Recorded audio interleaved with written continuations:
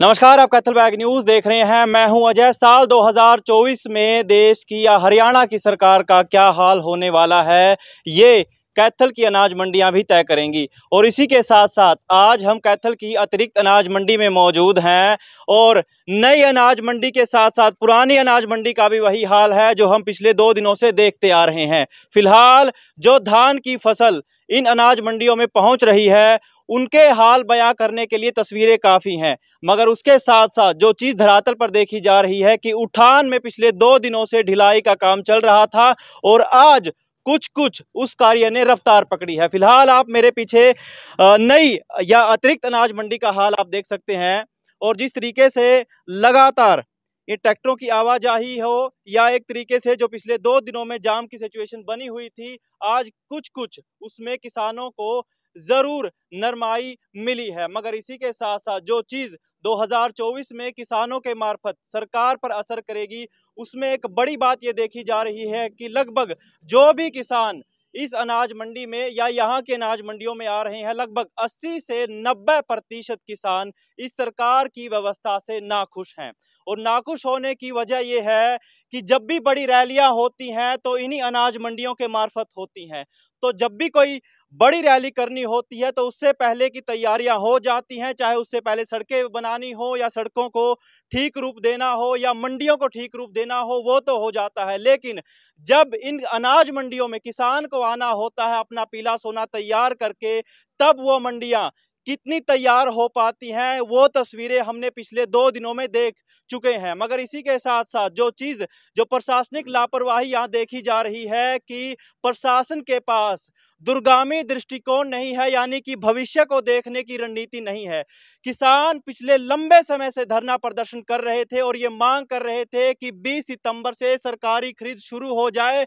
और इसी के साथ साथ तमाम जो मंडियां हैं उनको तैयार रखा जाए, क्योंकि भविष्य में इस तरह की सिचुएशन हो सकती है जैसा कि पिछले हम 2 दिनों से और ठीक ठीक आज भी देखते आ रहे हैं। तो किसानों ने अपने धरना प्रदर्शनों के माध्यम से सरकार को, प्रशासन को पहले ही चेता दिया था कि भविष्य में इस तरीके की सिचुएशन होने वाली है, लेकिन प्रशासन ने कोई ध्यान नहीं दिया और जिस तरीके से खरीदारी में देरी हुई उसका ठीक असर आज भी देखा जा रहा है। और इसी के साथ साथ मेरी फसल मेरा ब्यौरा का जो पोर्टल है और सरकार जिसके मार्फत से पारदर्शिता का दावा करती है, तो हर किसान आज के दिन उस पूरे के पूरे पोर्टल से नाखुश है। किसानों को टोल पास लेना हो या फिर पंजीकरण करवाना हो, इस पूरे के पूरे कार्य में नाकामी, लापरवाही और बड़े तरीके से अपारदर्शिता भी देखी जा रही है। हर किसान, लगभग जिस भी किसान से आप बात करोगे तो 80 से 90% किसान आपको ये बताएगा कि इस व्यवस्था से वो नाखुश है। और नाखुश होने का बड़ा कारण तो ये है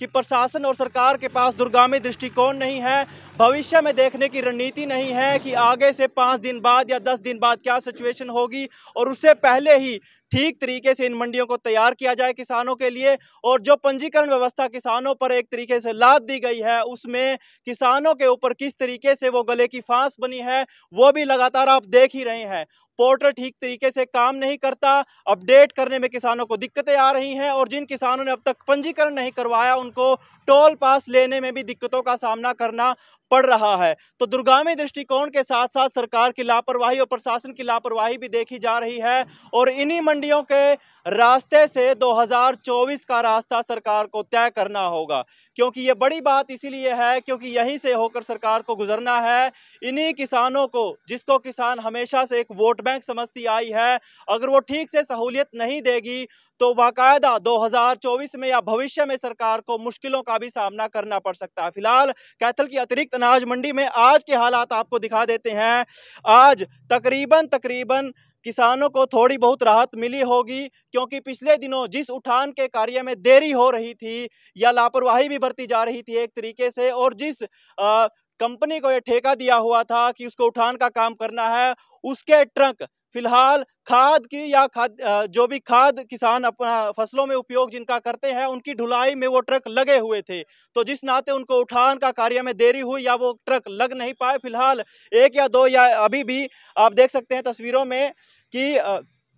एक या दो ट्रक अभी भी खड़े हुए हैं। बकायदा उठान का काम हो चुका है, लेकिन उनको अपने गंतव्य तक पहुंचने में भी दिक्कतों का सामना करना पड़ रहा है, क्योंकि एक लंबा जाम पिछले दिनों या आज भी कहें तो देखा जा रहा है। और इसकी एक बड़ी तरीके से गाज किसानों पर पड़ेगी, क्योंकि जब तक उठान का काम पूरा नहीं होगा तब तक किसानों के खाते में पेमेंट नहीं जाएगी। तो एक तरीके से यह बड़ी देरी, क्योंकि पिछले 6 महीने के दौरान किसान जब अपना पीला सोना तैयार करता है, वो पककर जब तैयार हो जाता है तो हम सभी जानते हैं कि किसान उसमें कितनी कड़ी मशक्कत करता है। लेकिन जब वो पीला सोना तैयार होकर देश की इन अनाज मंडियों में पहुंचता है, तो और पहुंचने के साथ साथ जब उसने बेचने तक में तमाम दिक्कतें आती हैं, उसके उठान में तमाम दिक्कतें आती हैं, अपने कार्य के लिए जो वो श्रम लेता है और श्रम के साथ साथ जो पेमेंट उसके खाते में आनी होती है, उसमें जिस तरीके से देरी होती है, तो एक तरीके से ये सरकार को 2024 में इस ड्रॉबैक का सामना भी करना पड़ेगा। फिलहाल ये ग्राउंड रिपोर्ट आप कैथल की अतिरिक्त अनाज मंडी से देख रहे थे। बहुत बहुत शुक्रिया।